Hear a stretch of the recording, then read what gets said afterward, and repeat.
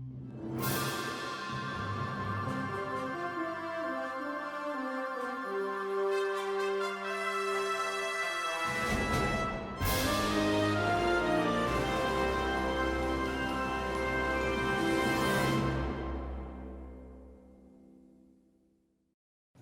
guys, welcome back to Points of Interest, and Karl is going to come show us off the Tempest today. Thank you so much. Hello. I've been super excited about this one. Yeah, I'm pretty excited about it too. Yeah. All right, so we're going to jump right in after two quick things that you guys have been asking us about. A lot of you are asking, why was there no trailer for the Tempest? It's a really short answer. All of the teams are working on Heart of Thorns like crazy, and they're really, really busy with that. So that's what we're working on. That's the answer to that question. But the bigger question, a lot of people saw a data mined sword a while back, and they want to know, where is the Ellie sword, Karl? The Ellie sword, well, Jeez. Honestly, we go through a large iterative process. And so something you like to find, like somebody says, oh, you're going to get a sword or something like that. It's until we announce it, like on our website or through, to you guys directly, it's, all up in flux. That's it. There's a reason that we didn't come out and say that. So there are quick answers to two questions that you guys have been asking, and hopefully that's kind of helpful to you. Yeah. But what we do have is this Warhorn that I've been having so much fun with for a couple of weeks now. So why don't we take a look at what we can do? You guys have had a preview. But let's talk about how the Tempest changes the role of the Ellie and dive into the Warhorn skills. Yeah, so here we go. First off, I guess I don't think we need to start a video just yet. Okay. We just talk a little bit about the Tempest itself. So the Tempest itself is going to be your kind of close to mid-range, supportive, and just kind of all-out brawler. It's going to, you're going to be pressed to have precision positioning. All right, I would like you to say that 3 more times. Precision positioning. Yes. Precise precision. I can't do it either. Carry on. I'm not gonna. And sort of be in the front lines and helping your allies out in both healing and boons and just dealing damage. So we're more frontline now, instead of hanging back, hiding, and cowering behind a rock with a staff like I do. But yeah, so let's to that measure. Let's talk about the profession attunement changes. Okay. So awesome. What you're going to do as an elementalist, as a Tempest, is you're going to be overloading your attunements. And as we're seeing here, this is the overloaded fire version. Each time after a period of time of being in your attunement, you'll be able to you'll be given the chance to overload it. And that overload is intended to have a large, kind of a focus of you should get away from me now, sort of feeling to it, because this is going to hurt. So this feels like, since you're bringing us more into the front lines, I say us because my poor squishy elementalist, I was so scared about this, and I've been asking Karl, it's going to be okay, right? Yep. Since you're bringing us into the front lines a little bit, you're kind of giving us a way to not die in 0.002 seconds. Yeah, as an elementalist, you have a low health pool, you have light armor. It's actually quite difficult to stay alive sometimes. Yeah, I thought it was just me, but... Yeah, it's kind of universal, and that's the way that's kind of how they roll. Is they have a lot of utility available to them at all times, and so they have a little bit less survivability overall. And but to that extent, the overload's kind of helping. The overloads are going to help you. And when you take the Tempest line, you're going to have some natural traits that we give you, so that you'll have protection and swiftness, so you can actually start moving faster. You can get into combat faster, and you'll have more overall bulk to you because you'll take less damage. Yeah. So that was our fire overload. I love water overload. Now we're looking at the water overload. Water. The overload for water is you're going to rapidly heal your allies and cleanse conditions off of them, and then when it ends, you're going to have a large burst of healing and apply regeneration in an area around you. Okay, and the circle that we're seeing, that's kind of your range. Yeah, that's kind of the radius of it. So if you see that and the Ellie's doing it, get inside. Yeah. It'll make everything better. All right, so we've gone through the fire and the water overloads. Yeah. but we have these for every attunement. And the longer you stay... I think when we recorded these, the build that I was using was the Crusader amulet for a bit of it. And you know, it bounces around between Marauder, Crusader, Celestial. I've been experimenting with a lot of healing. So now, the longer you stay in one attunement, this gets better, right? The longer when you overload. It only has, so once the skill is available to you, it's usable from that point at it, and its effectiveness doesn't increase as you remain in that attunement. You'll also notice that once you use these abilities, they go on full cooldown. So let's go. The lightning one. Here's the lightning one, and not all effects are final, and damage numbers are not final. Like the overloading air attunement, it leaves like a lightning field behind you, and so like you can kind of like channel and kite around. Having fun was funny here. Yeah, I was apologizing to Karl. I keep sending the guys in to like go fight Svanir. Okay, now show me how this does. Go let this giant... Sometimes they're rough. Yeah, let me have this gigantic angry Norn just beat the crap out of you. So I am sorry again, but you did pretty well. It's all good. All right, so you'll see when you finish casting, it goes on a full cooldown of 20 seconds or 15 seconds, one of those, depending on if you have a certain trait equipped. We'll look at that in a little bit. So you got to be careful when you're using this, and they go on full cooldown as soon as you start them. So you want to make sure you're in the right position, and you got to make that choice. Do I want to actually, risk my attunement here? Is it worth the reward? So that's the thing that I've found as I'm playing it. And sometimes it's really tempting to just bang on it as soon as you can. Sometimes as soon as it's available, you just want to hit it. But at the same time, you might be like, if you're fighting Udahane here, he might be just about ready to punch you in the face. Here's the overloaded Earth. So when we talk about taking a ride on the Earth, this is what we're talking about here. You're gonna provide a protection to all your nearby allies, and can repeatedly cripple your enemies. And then at the end of it, it delivers a blast to the area and immobilizes all enemies in the area. I know we've done this quite a lot on the show. I want to take a second, though, and give a shout out to the animators and everybody who made these look incredible. Because you have, like, male and female have different animations. And they really put some work into this. Yeah, some of them you have like this like you're pulling the earth up with both hands, and some of them are like you're like riding forward. Yeah, the Char was pretty great. She was, I think you were on a female Char, and she was like guiding it forward. Yeah, it was sort of like great. Pulling it forward with you. It's kind of fun. So you're still going to be balancing these. In the future, we're going to let you guys get your hands on these, and we are going to want your feedback on how does this feel, and what makes it difficult, what makes it feel too easy. We've got lots of ideas on like, some simple number changes that'll make things feel better. Like for example, the air attunement.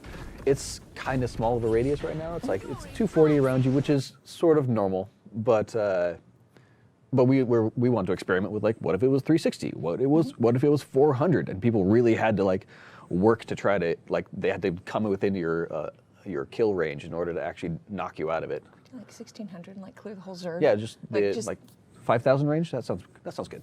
And this is why I'm not part of the balance team, because I just want everything. Yeah. I just want it all. All right, so what do we have now? Next, let's go talk about the Warhorn.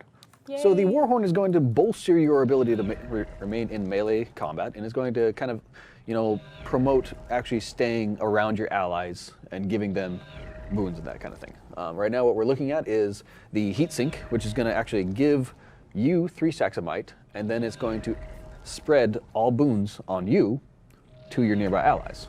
So whatever boons you had on you, however many stacks of might you have on you, is going to spread all that to your allies. And it's worth pointing out it's Sync SYNC, which is like, I love and hate puns. So as soon as I saw that, I was like, oh, that's actually, I have to laugh at that. Let's pause the video for just a second, because Warhorn noises are, they're interesting, but no, they're not. Is that what we're calling it? So Warhorn, you're going to hear a lot of the common Warhorn noises here, and our audio team is actually working on them right now to sort of give them a different feel. And so we're working on those. I'm sorry. But they're going to kind of, you were saying like kind of Inception?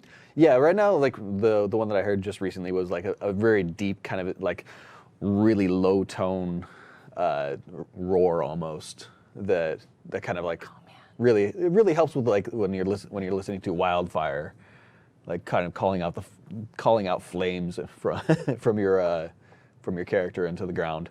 Cool.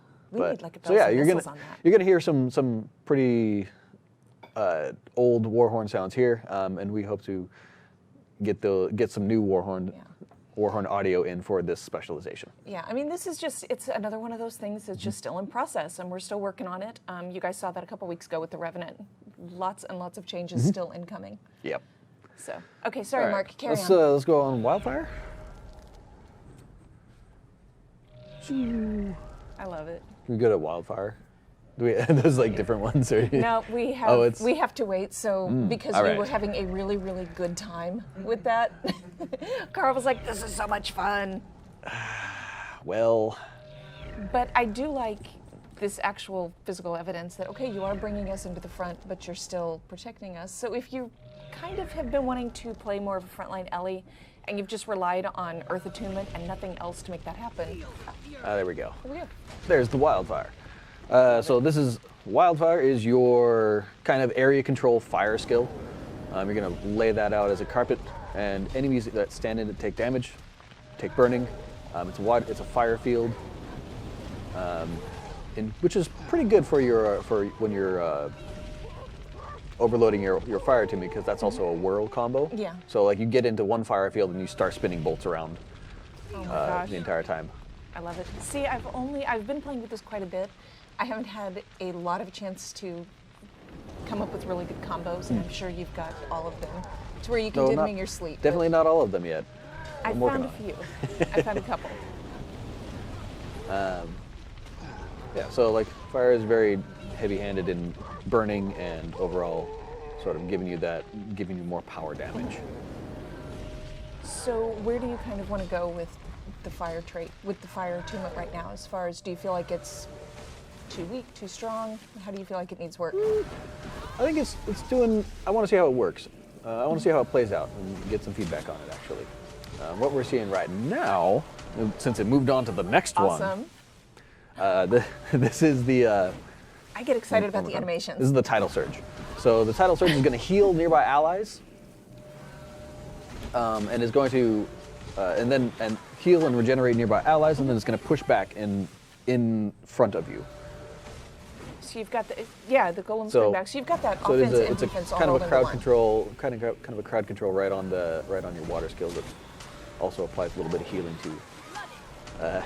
You see some of the water orb in there as well. You're gonna be like everybody's best friend once you get really proficient with this, and I don't feel like it's one that you can just pick up and be excellent at right away. I know I was not. And we want to make sure it's synergetic with traits like cleansing water, and to make sure that you have options to also heal your allies' conditions. And the one other thing we'll talk about a little bit later is also very aura heavy, I would say. Yeah. I want to kind of just like give you a list of complicated words and hand them to you, Okay. just to make it even more fun for you. I'm not so eloquent. My apologies. You actually are. It's just that we keep sticking you in front of a camera, and I'm like, here, Carl, tell me everything. Get terrified and start running away. All right, so this is what we're seeing is the water orb, and it is a mobile water field, and you're going to be able to sit in there, and if you're wielding a dagger, you're going to be able to blast it. Likewise with a scepter, if you have Dragon's Tooth going, you can actually blast out a water orb and have them drop at the same time for a healing combo. Get some good stuff out of it. So It's you're actually quick enough on one of those things is bouncing like back and if forth. I'm actually running away from somebody, just like sending the water orb with me and like running along with it to make sure I get healing works pretty well. So I have to confess that that's one of the first things I figured out. Yeah. Throw it out there and just go. Run away. Get away and heal at the same time. But anybody around you is getting this too. Yep. Works great with Evasive Arcana. Oh. Yeah, 'cause you can like switch over to Oh, to I your have to do a thing Earth right Attunement. now. I'm Dodge like on logged into in it. over here, just in case Karl needed somebody to helps like you- set on fire. Yeah, helps you be a little bit aggressive in like when you're like pushing forward to like get in there and also heal your allies with it. Yeah. I think the most difficult thing that I'm finding, and you guys that play a lot of elementalist, is bringing myself up into the front lines and being able to jump back and forth through attunements, because we are pretty squishy and this is a different play style. Yeah. There's a lot of water orbs. You really, and you know what though, it was a lot of fun. Karl's a good example. We were just kind of sitting back and like watching him play around with this and have a really, really good time. It was fun to watch. It's a lot of fun to play. So what we're seeing right here is Cyclone, and what you're gonna do is you're gonna sort of blast out a cyclone, that snaps enemies straight to the center. So it's gonna pull them in, and it's kind of scary right now. It also, in addition to pulling enemies in, it'll give swiftness to allies it touches. So something like kind of like bring allies. This is where it shows really well. Yeah, you're gonna see a lot of golems popping back and forth, but it pulls all of them into the center of it. All right, so the 5 skill, which I have completely forgotten what it's called. In addition to this, it also works pretty well with lightning rod because you get a lot of targets with it. So you can as you're pulling them in, also hit them with beams of lightning. That was one of the combinations that you were showing me, where you drag them all in, and then you've got them in a nice, handy little to just murder. It helps with the skill 5. So the skill 5 is going to be your. It's also a line projectile. It goes straight forward, and it's going to. Well, we're going to see it in a little bit here. Karl's realizing, I kind of did this for a long time, and I sat there and let you, so we can totally throw me under the bus on this one. So here's the lightning orb, and it's going to fire projectiles at nearby enemies, and dealing damage, applying vulnerability.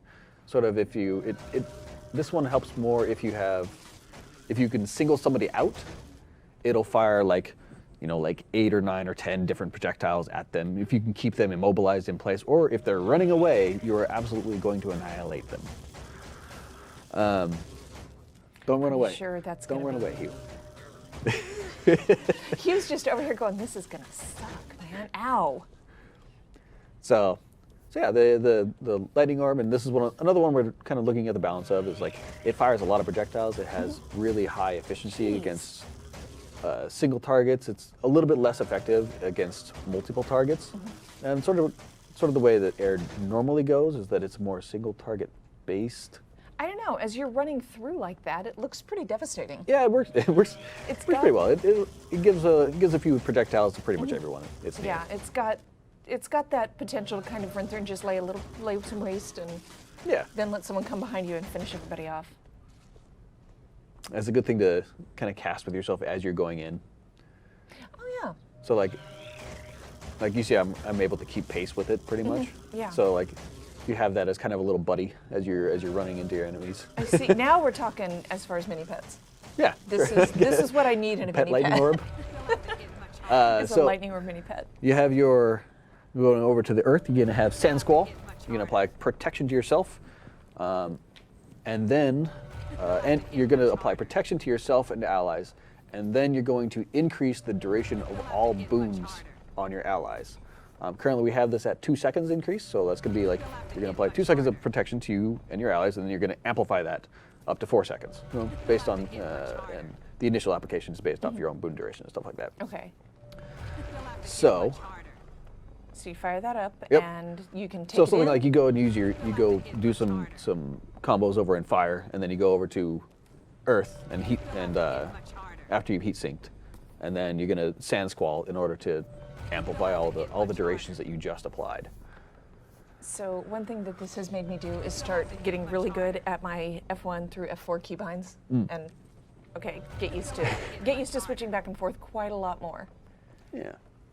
So it's your traditional Earth, please don't let me die, that we're kind of used to. Yeah, Earth is good for that. So I'm kind of letting this play out and just enjoying the animations, which I know we've given a whole lot of shout outs to our animators, but I'm starting to learn a little bit about about what's behind this and how much work goes into this. Also, our FX artists are very much involved in They're so good. working with us and giving us really cool stuff to play with. Yeah. The number 5 skill here is going to be your Dust Storm. Dust Storm right now, it applies, it's a pulsing blind field. So, and each one of these little cyclones that you see is going to do its own little pulsing blind, and it's going to also deal attacks. It pulses blind every 2 seconds, kind of sort of similar to a few other skills that you've seen. But it's also, this is a pretty good field to hang out in, being as your enemies are kind of blast it out and then say, hey, come at me. Yeah. Let's go. How many skills are you going to miss here? Yeah, the melee guys come running in and Yeah. you're pretty much covered. So how long have you been working on, I mean, you've had this going for a while now. How long have you've been... A while. You told me how long you were working on the Tempest, and I have forgotten, but... Yeah, we've been working on the Tempest for quite some time. Yeah, and you've going been through a tweaking lot this of for a while. iterations on it. Yeah, I am... I'm anxious to get to where we can let you guys play with it and start beating on this a little bit and tell us what you think. Yeah. One of my favorite kind of combos is immobilize, and you use this and if getting an actual immobilize on your enemies and like sticking them in this field, saying, hey, you got to stay here for a while now, and I'm going to do things that hurt. yeah. Now here's a rock on your face. So now that we've kind of gone through the overloads and the Warhorn skills, do you want to look at traits? Yeah. Let's go. Okay. Let's go. Well, do we want to talk about the shouts first? You are the king of What did I say yesterday? I don't remember. Why don't we do the shouts? Yeah. Let's talk about shouts. Go for it. I'm going to make an executive decision and Yeah, please. hope that I this can't. is the best for your All right. talking flow. So we got your healing skill, and this is called Wash the Pain Away. So great.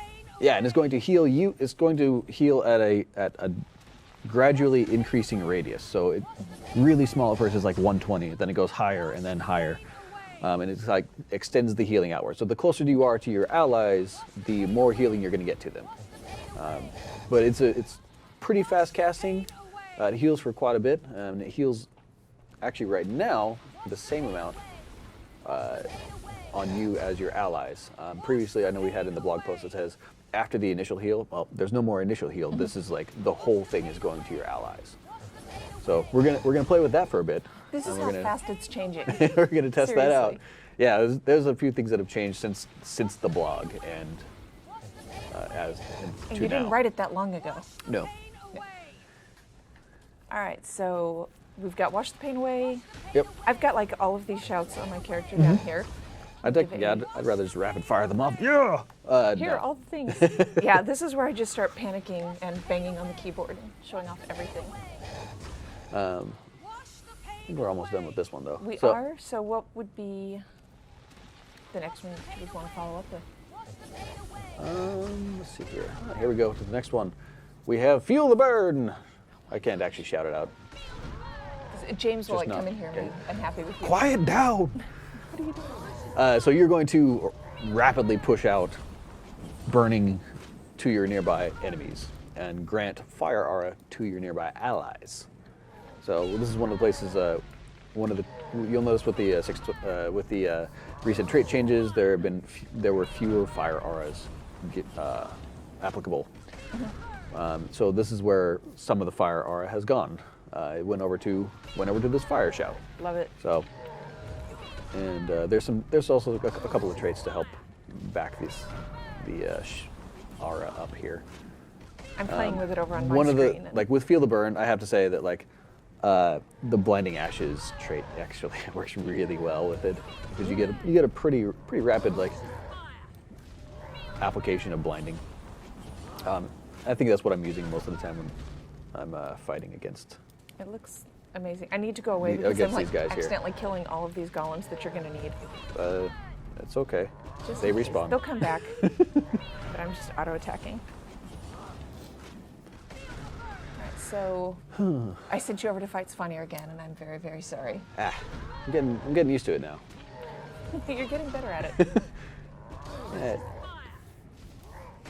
Yeah. Let's see here. Next one we have is shock and aftershock. So you're gonna like release an initial burst that's going to cripple nearby enemies, and then they have about half a second before the next attack is delivered, and and then immobilizes them. This skill is going to be renamed, I believe, and I think we're redoing the audio on it as well. Just aftershock. Yeah, it'll just be aftershock when we get the ability to do so. All right, so you could come in here, use aftershock, and then. So this is like one of the them with Feel the combos. One of the combos I'm a fan of is the magnetic grasp into shock and aftershock. So you use the dagger 3 skill, and I didn't take my staff if that off of my lands, Ellie. because the dagger 3 is unblockable, you go shock and aftershock while you're, and then lay down the blinding fields, All right, your dust storm on top of them. Oh, jeez. Yeah, and then after that, since you're in Earth, even in Earth for just a little bit, then you can start using the Overload Earth and continue to cripple and immobilize. It's pretty good to keep enemies like in place, pinned down, helping things out. That's okay. Yeah, that's kind of looking like it's going to hurt them. I like it. Yeah. All right, and so we have Eye of the Storm, yay. which I don't think we got a whole lot of good video for. Just me running around. Yeah. I don't know. It works pretty well though. Eye So of what the does it do? Storm.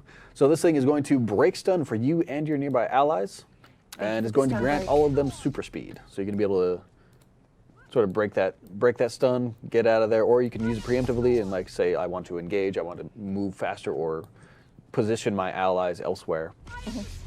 And it's a good thing like in combat to sort of push So toward if your you goal. can- Yeah, so if you can communicate with them and let them know, okay, we're going to do this, and everybody get out of here immediately. This is really handy for that because then everybody can scram. The super speed's a really good addition to this. Yeah. Except now I feel super slow. When you're After it's not. over, I'm like, wait, why am I stuck in mud? No, this is not okay. And there's a trait. There's another trait to kind of bolster this shout as well, which we'll talk about soon. Awesome. Soon, Soon. when you're ready? Whenever the video's ready. Oh, okay. When it's ready. Should try to get through one without let's see here. talking about that. All right, and you can leave some. Let me see. You can leave some cripple in your wake, right? Yeah. Just so they can't run after. I like using Eye of the Storm and Aftershock in conjunction with one another.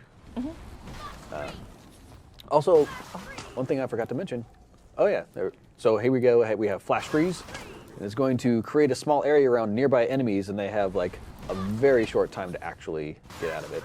But so you're going to yell Flash, and then Freeze is when it's actually going to actually hit. All right, so if they can dodge quickly enough, they're okay. But Yeah, it's Pretty a short. delayed blast shout or delayed attack shout. So you're going to hit up to 5 enemies in the nearby 600 radius, and basically you're going to get free chill on them a lot of times. nice. In addition, it applies Frost Aura to you and your nearby allies. Here it shows a 3-second Frost Aura. It's actually gone up to 5 seconds, I believe. So this one's changed too. Yeah. Love it. So I need to actually get this on my bar and play with this. Yeah. Flash freeze. The aura that that Aftershock or Shock and Aftershock applies is Magnetic Aura. So it's a pretty good resistance against projectiles at that point Yeah. for you and your nearby allies. All right. And meanwhile, your enemies are just kind of standing there, not able to move. And then when they are, they're really, really slow. Yeah. I need to play with this more. I'm having so much fun, and all I've done is just play with single skills, not even combos. Seriously, I feel like I'm going to keep on harping on this, but you're going to have to really play around with this and kind of get used to it. It's not one where you just pick it up and, all right, I've got this down. I've got this mastered. All right. What we're seeing here is Rebound.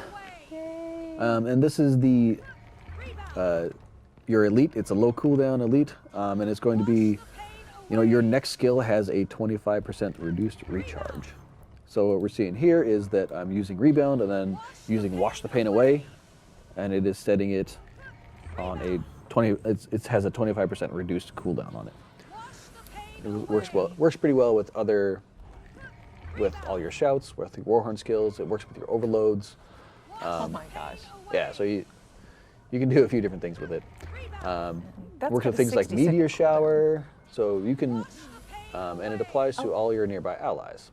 Yeah, it's going to take a little bit of coordination to use. Hugh's kind of over there, like he's a little wide-eyed. Are you okay? Hugh's going my Hambo. And so it does take a little bit of coordination to get your allies to use it, but sometimes it's kind of one of those things that like you see your allies starting to initiate, and oftentimes they initiate with crowd control skills. So like starting a fight, it's a pretty good thing to just have. All right, and so then, yeah, fire that off and then bust out something with a no big recharge. I'm turning it back off. But let's see. All right, so pick something with a good long recharge. Does it work with weapon skills? Yep, works with weapon skills. Nice. So just skills, the end. All of them. Yep. Love it. All right, do you want to look at the traits next, or do you want to show some fights? Let's look at the traits because that's a good order of things. Awesome. Let's take a look. And that is. I guess that's on you. over here. I will get out of the way. All right, so I have a blindy burn build on, running blinding ashes, that kind of thing. But let's look at the Tempest. So here's your Tempest line. The minor traits are your Singularity, which is going to actually allow you to overload your attunements. Your next minor trait is going to be Speedy Conduit. You're going to gain swiftness when overloading an attunement. And this is like every time you activate it, it's going to just give you a certain amount of swiftness to it. And then Hardy Conduit, where you're going to gain protection whenever you begin overloading. So the idea is that one of the things is that by activating these overloads, you're kind of giving a sacrifice. You're saying, I'm either going to stay in this attunement until it comes back up again, or I'm going to switch attunements and then not be able to enter back in for a period of time. So we want to make sure that like while you're overloading, you're going to have protection. You're going to feel like you're a tankier character. Yeah. So again, just helping us out on the front lines a little bit. Yeah. So let's start off with the adapt traits. So adapt trait, you have the first one is called Gale Song, and whenever you are crowd controlled, you're going to use Eye of the Storm, which will break. Yeah. It'll break you and your nearby allies at a stun and give you all super speed. It's kind of one of those things useful against Earthshaker, a few other extreme crowd control skills. Okay, I have you to did say that on purpose. Yeah. Just to see the reaction on his face is great. Be nice. Both of you. Yeah, we're all nice here. Next up, we have Latent Stamina. So you're going to apply Vigor in a radius when attuning to water, and then granting Vigor to allies also restores a portion of Endurance. So you're going to, and that portion right now is 10 Endurance. So by attuning to water, you're going to say, hey, allies, here's some Endurance, also a little bit more on top of it. And this also works with a couple of different traits that grant Vigor. A question coming in, can you walk while using Wash the Pain Away? Yes, you can. You can. All right, this next one's my favorite. The next one is Unstable Conduit. And Overloading Attunement grants an aura based on the element you are tuned to when the ability is completed. So you're going to go kind of walk around here for a bit, and then when it ends, you're going to get that magnetic aura. Urge to kill rising. So you'll notice that it went on cooldown. Flooded. I can go back in as soon as that's done. Same with water, you're going to get a frost aura. Air, you're going to get a static aura. And fire, you're going to get your fire aura. Charged up. As expected. I'm really, really glad it wasn't something else. Thank you for at least making them line up with the attunements. Surprise! Good job. Surprise! It's mist form. No, I don't know. Can we do that for April Fool's Day? That would be great. That would be fantastic. All right. So up next, I guess we go into the major traits. You're going to have tempestuous aria, and allies affected by your shouts gain might. Enemies affected are affected by weakness. So you're going to give might to your allies and weakness to your enemies. Kind of helps more equally. Like you're going to even the playing field pretty quickly by using this trait and shouts together. Nice. Also works pretty well with Gale Song as well, because oftentimes when you get crowd controlled or something like that, the next skill incoming is going to be big damage. So next up we have the Earthen Proxy. Damage is further reduced while you're under the protection of affection. Effects of protection. The protection of protection. Yes. So this will increase it by 20%, giving you a 40% damage reduction, up from 33%. Nice. Which works pretty well when you have Hardy Conduit, which is the Grandmaster Minor trait.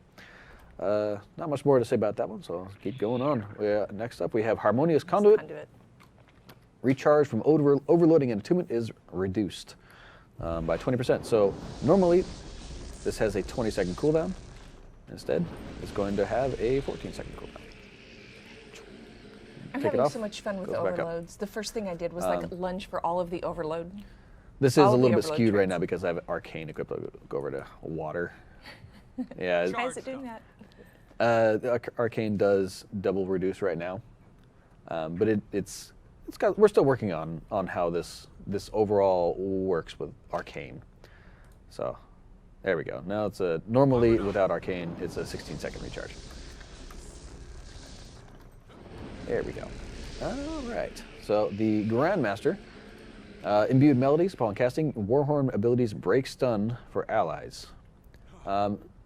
It says allies you're facing right now. This is actually just going to be in a radius around you because facing is a little odd and a little harder to understand when, like, we don't say like this cone or this area or is it my line of sight? It's a lot easier to be like it's anybody who hears your sound around you. Yeah. What if my character turns her head?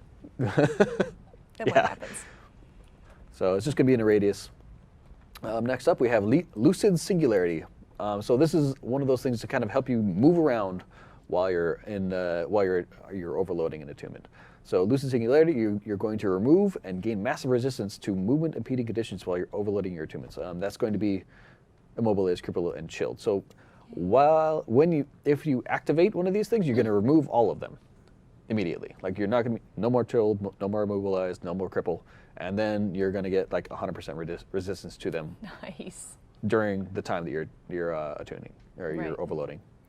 And finally, we have Elemental Bastion. Auras you apply heal allies. So this is kind of a little bit similar to how altruistic healing works for the Guardian. But auras you apply heal allies, and then you apply a frost aura to yourself and heal allies when struck while below the health threshold, so 75%. So you're going to be able to apply auras to your allies, and each ally you apply to is going to get healed for the listed amount there. Right now it's 552. Works pretty well in conjunction with shouts and with your conduit ability, your unstable conduit. And if you go things like the powerful aura, you're going to be the unstable conduit turns into AoE auras whenever you overload an attunement.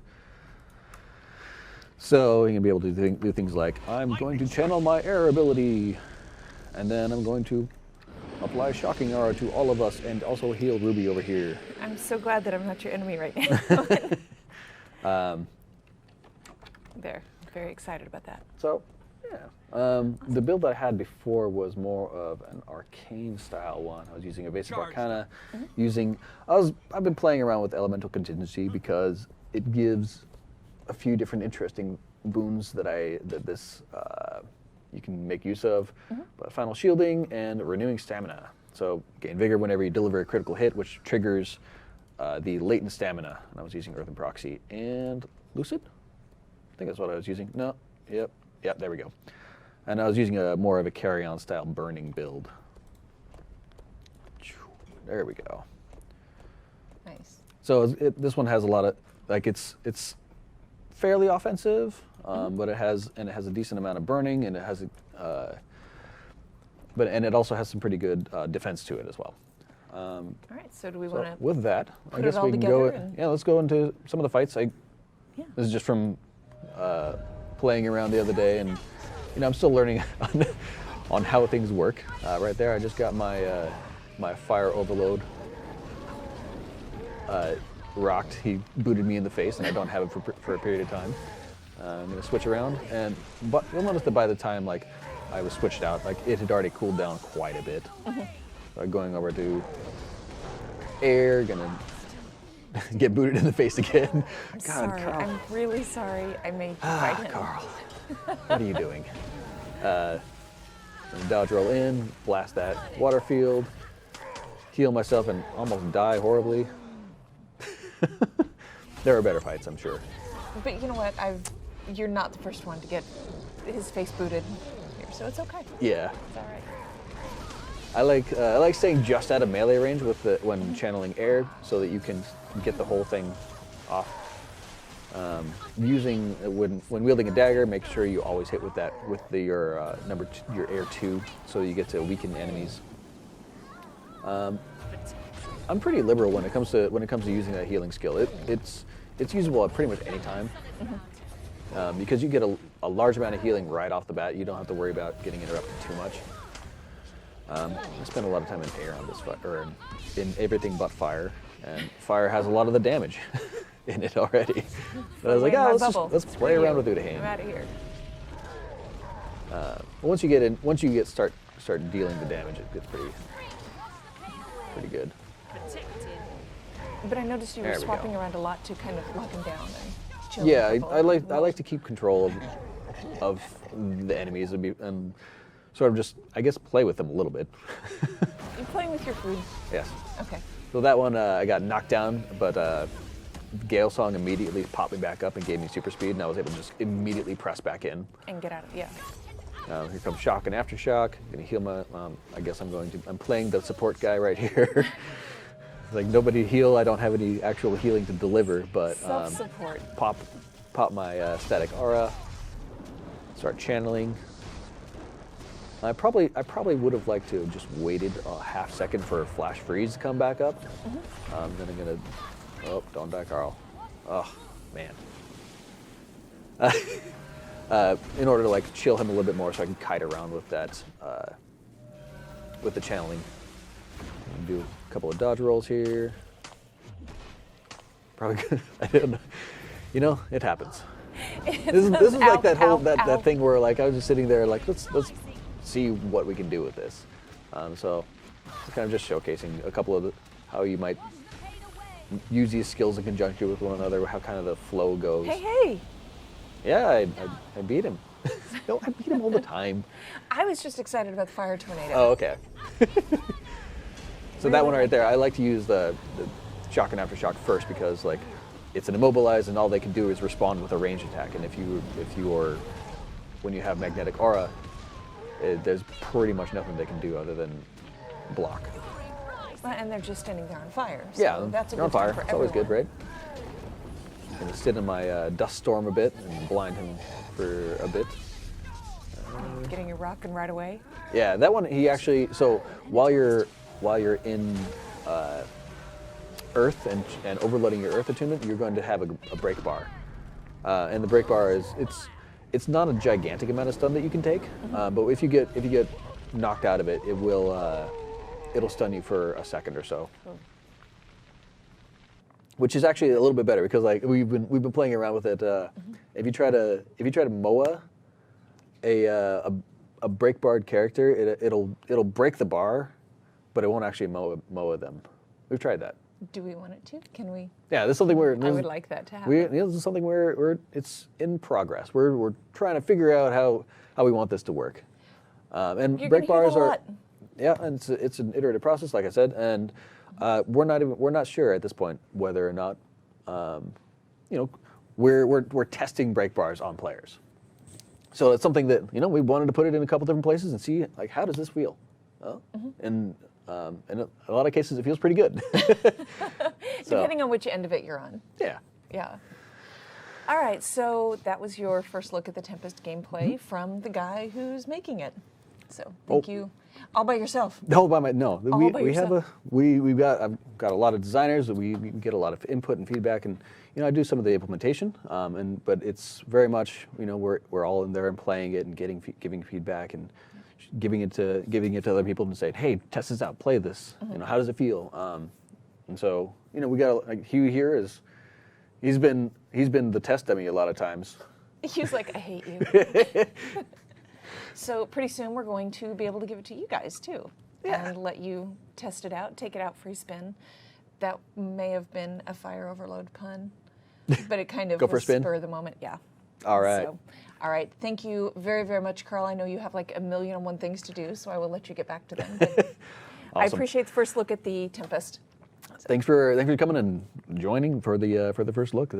Yeah. I enjoy this, getting to show things and show how it all works and getting feedback from you guys. Yeah. Howdy folks, my name is Richie, aka Bog Otter, and I make videos and stream about Guild Wars 2. You might know me from my stupid and funny intros. I believe I could my guild missions highlight videos, where the person who comes in last place in the guild rush has to make a noise like a creature of Tyria.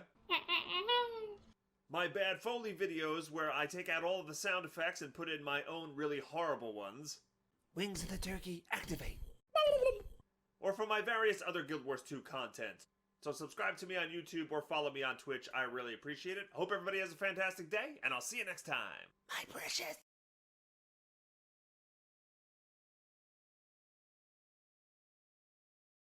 I love Richie's trailer. Is so much fun to watch. So good. So good.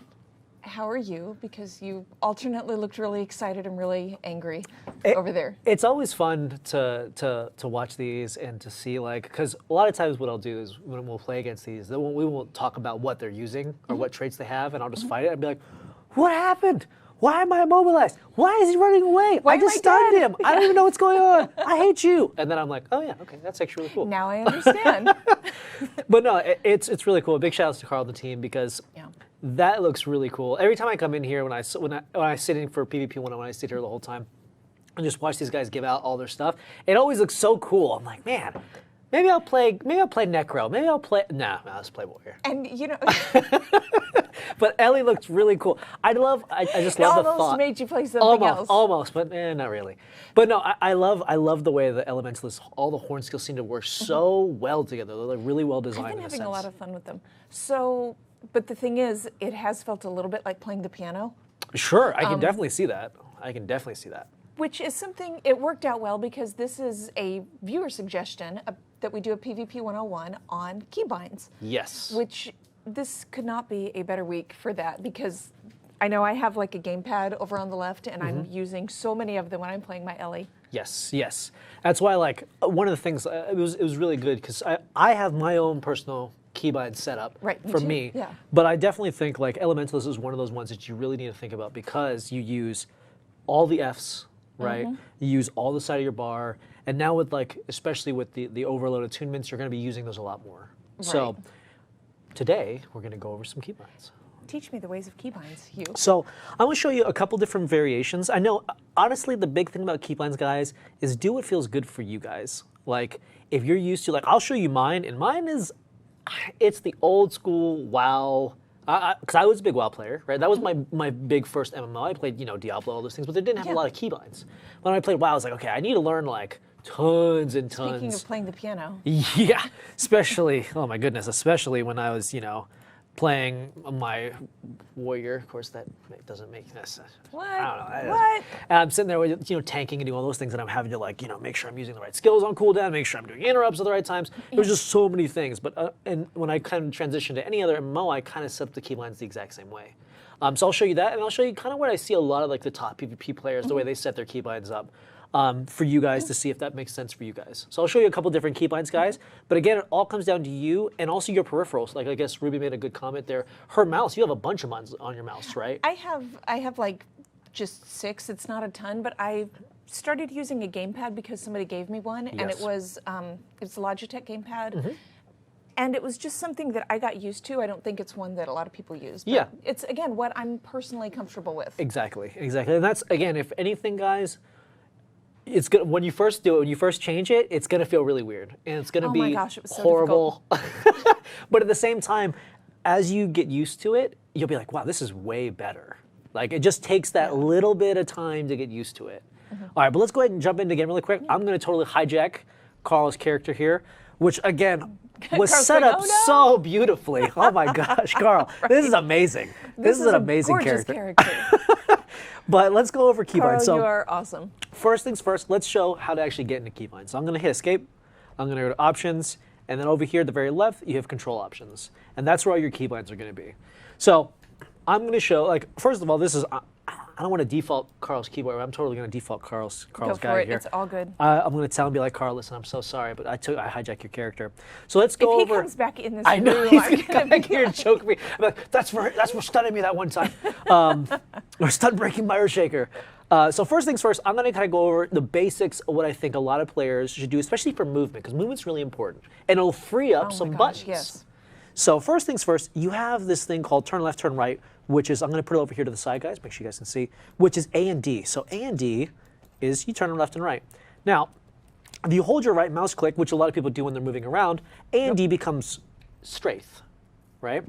So what I like to do is instead of having straight left and straight right on Q and E, I just turn straight left to be A, straight right to be D. So now instead of me holding right click, I can just straight left and right. And I'm usually using the left mouse to turn my camera anyways, or my left to turn my camera Right. anyways. So it just frees up those two buttons. So now I have Q and E available to myself, right? And for me, on Warrior, I use Q for burst skills, which would be the F1, and I use E for weapon swap. So I can use those two things to easily weapon swap. Now, to be fair, tilde is not a horrible button, but for me, that's what I've always been used to. But for attunements, where you're going to have F1, F2, F3, F4, you're going to probably want some good buttons there Right. that you can easily switch in and out. So I'll kind of show you what I got. So because we don't have a weapon swap, everything else here, guys, dodge and auto run, all those things, they're probably okay, but I'm going to be probably changing the R key to be something else when I get to that point for what I see a lot of the pro players do. But for now, I'll just kind of leave these where they are. So obviously 1 through 5 for weapon skills, totally fine. It's right there in your your 4-finger range Yeah. to be able to. Because if I'm using WASD to run, I can easily put my fingers up here and be able to hit the 1 Yeah, through 5. you don't feel just like you're fine. stretching. Yeah, I don't have to stretch halfway across the keyboard. As soon as you start getting to 6, that's when I start realizing I'm like, all right, I don't have like super Something's- small hands, yeah, but I don't have the something is biggest wrong. hands in the world. Yeah. So 6 is where I start going like, I may accidentally hit 5 when I want to hit heal, right? So for me, I'm gonna show you mine first, and then I'll kind of go to whatever I see a lot of people do. I'm used to hitting 1, 2, 3, 4, 5. So for me, when I was playing WoW, I said, you know what? I'm gonna do like a multiplier here or an additive. I'm gonna do Shift 1 for my heal, Shift 2 for all my utilities, and my elite Shift 5. So this is the way I do it. Oops, I accidentally took out my backspace there. Oops. I'm just all over the place. There we go. All right. Now we have And just I gotta- enormous, like you have to type a sentence to do things. Yeah. I want to heal now. So for me, I've always been like, okay, this is my weapon skills, and whenever I want to use the utility, I can do all my shifts. So I use my multiplier, my pinky, because I don't use my pinky when I'm using WASD to run around. So my pinky is kind of available to me to like use however I choose, and I use Shift because Shift isn't a like you don't use Shift anywhere in the game for anything. So by holding Shift, I can still hit 1, 2, 3, 4, 5, and I have access to all my utilities. And while releasing Shift, I have access to all of my weapon skills. Okay. But that still leaves me with, what do I do for my attunements? Yep. Because again, depending on how your keyboard set up, especially these keyboards specifically, the F1 through 4 is really thing. really small. It's really small, and they've got little They're spaces so in between. tiny, Yes. yeah. So depending on your keyboard, F1 through 4 may be hard to get if you're playing on a laptop, if you're playing Right. things like that. It's really hard to get to those keys. So for me, I'm gonna go back into options over here. I use, when I play elementalist, because I do play elementalist occasionally, and I'm used to Q and E, right? I'll do F1 will be Q, F2 will be E. Because you've got it freed up now. Because I have it freed up, it's right there, and I'm usually going into water the most for healing. I'm going into fire the most for damage, so I want to do those. And then I'll do Shift Q for 3 and Shift E for Earth.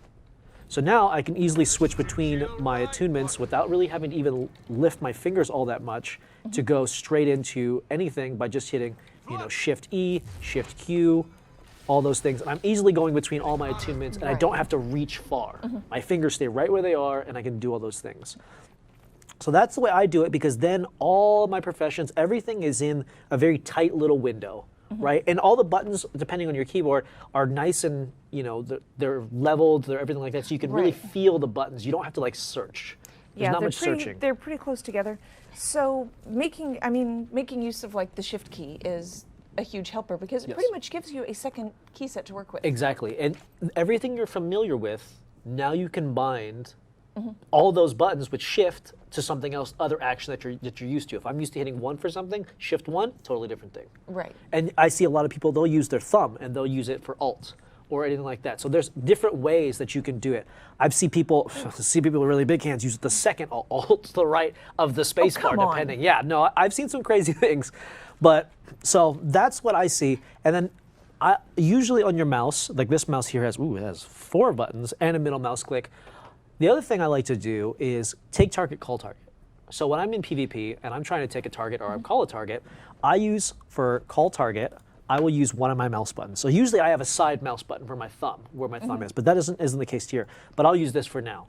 So this will be mouse 4. So now when I'm running and I'm fighting, I have everything attack-wise on my left hand, but when I'm moving and doing stuff like that and I'm calling targets using tab and stuff, I can use my mouse button to call target.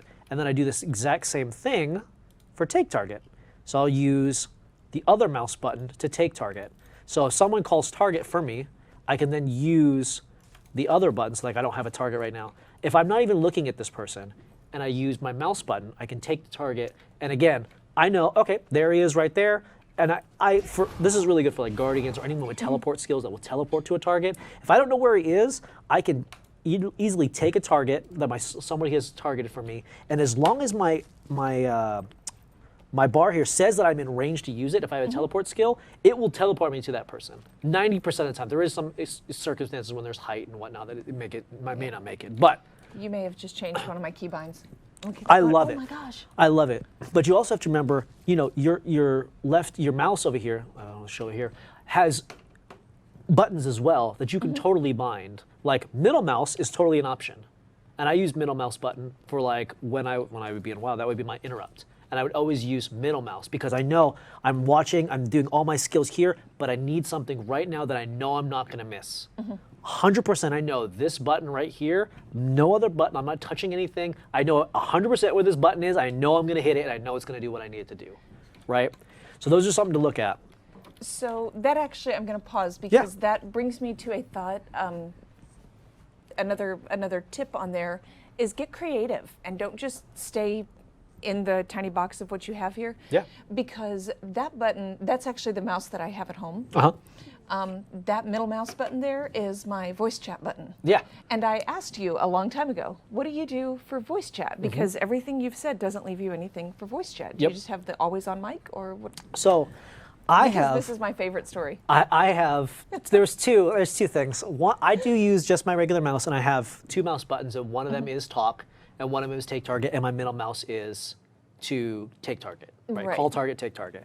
But I have seen, and this is hilarious, I have seen people that will have a second mouse. It's usually the mouse that has broken or, is not great. And what they'll do is they'll take it, they'll put it on the ground, they'll plug it in, put it on the ground, and they'll use their foot, and they'll use that as the foot pedal to voice chat.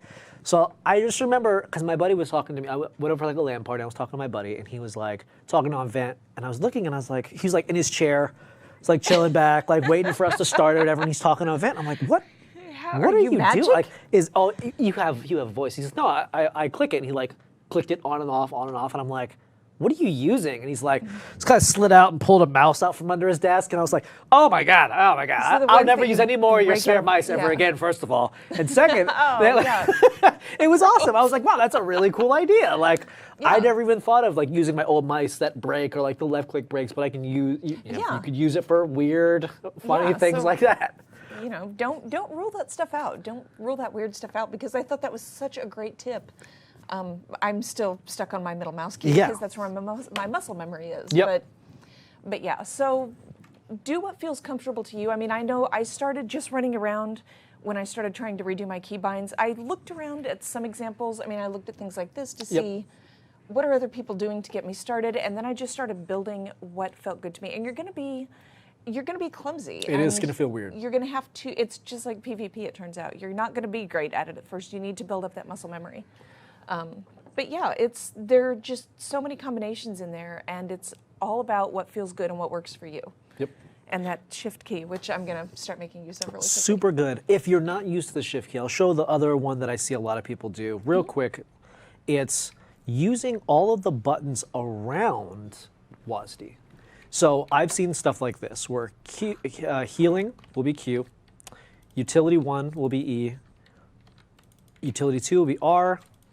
Now this is the one that's a little weird. F as utility 3, C is elite skill, and then they'll go like this, and then they'll have like dodge will be like X or something like that, and they'll use these. Their entire around WASD is used. Just this entire left-hand side. Exactly. So they don't have to do shift, because I will say sometimes if you're not used to it, holding shift, like you'll get into a point where you're getting like super pressured and you'll want to heal. So you'll hold shift and you'll hit 1 to use your heal, but then you're super scared right there. So you're still holding shift and then trying to use weapon skills, and you're popping all your utilities and elites. So shift is something I've been using for way too many years to ever count.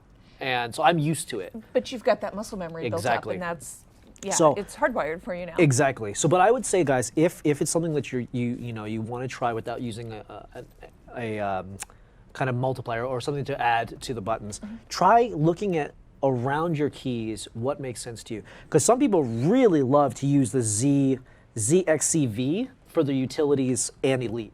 Like they'll use that whole bottom half. So essentially the top half is weapon skills, bottom half is utilities and elite, and then they'll use like Q and E for like heal and like dodge roll and stuff like that. Though it all comes down to preference, but those are the two I've really seen, guys, is around WASD or a multiplier with like shift or caps lock or alt or control or whatever. Whatever makes sense for you guys. But the one thing I want you guys to do, try something. Go out of your comfort zone, change your keybinds up, and I'll say this especially for PvP 101, go into PvE. Don't try this in PvP, because it's gonna get frustrating. Go in PvE, really is. Try your keybinds there. Fight the mobs that you always fight, and just kind of get used to that rotation, because that's what it feels like, right? You're getting in a rotation again, like, okay, I'm usually dodge roll here, I usually use my elite here, I gotta make sure to pop my heal here. And go there and fight just mobs. Just go out, don't fight anything super crazy when you start out, just take it easy, fight some mobs, get used to it, and then once you feel pretty comfortable, then start fighting, like maybe go try doing a dungeon with them.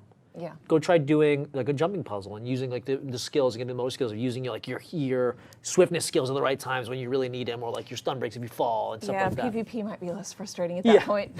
That is true. That could be a thing. Take it on your own personal preferences. Jumping puzzle, PvP with the new keybinds, but start with. I mean, don't completely overwhelm yourself and be like, okay, I have to redo all my keybinds.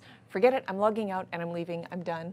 Go with the thing that you find frustrating when you're playing. Like, oh gosh, I wish I didn't have to do this, or I wish this didn't feel like that. Change that. Make it better for yourself. One of the big things is always the feeling when people have to, one, click their skill because they're afraid they're gonna miss it. It's not that bad. Yeah, no, I mean it's not. I've seen some crazy. I saw someone play a Counter-Strike on a mouse ball. Yeah, think about that. Yeah, and he was on a pro team.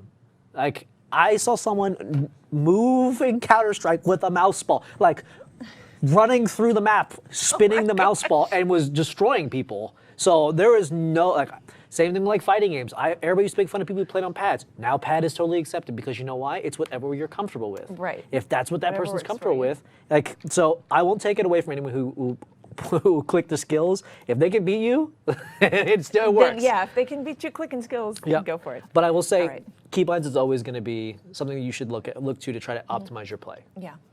All right. Thank you very much for coming and hanging out and No helping problem. us with this Warhorn Tempest. Yeah. Oh man, Because I'm the best at we're Warhorn gonna- Tempest. You are not the best. Oh at man, look at me. oh, Oh man, Carl. You are not the best Look at at me. Warhorn Click Tempest. this. I'm so good Thank at you this. guys very much. We will see you on the next Points of Interest. Thanks, guys. Bye.